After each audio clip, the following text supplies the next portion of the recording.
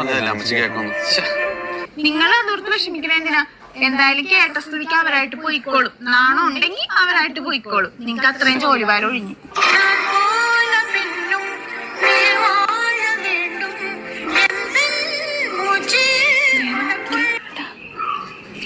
പറയേണ്ടത് പോലെ പറഞ്ഞപ്പോ ബാഗ് കൊടുത്ത് ഇറങ്ങിപ്പോ നോക്കി. അമ്മ എവിടെ പോയി? ഇവള് വല്ലതും പറഞ്ഞത് വിചാരിച്ച് അമ്മയുടെ അടുത്തും പോവാൻ നിൽക്കണ്ട. എന്റെ വീട്ടിൽ നിന്ന് ഞാനെവിടെ പോകാനാ? നിന്റെയൊക്കെ പഴം തുണിയാൻ ഞാൻ കഷ്ടപ്പെട്ട് ഉണ്ടാക്കിയത് എനിക്ക് പരിക്കോളം കിടക്കാനാ. നിന്റെയൊക്കെ പഴം തുണി എടുത്തോണ്ട് പോടാ പുറത്ത്. നിന്റെ പഴം തുണി എടുത്ത് നീ പൊക്കോ. ഇതേ എന്റെ അമ്മ എന്റെ കൂടെ നിന്ന് എന്നെ പുറത്താക്കും.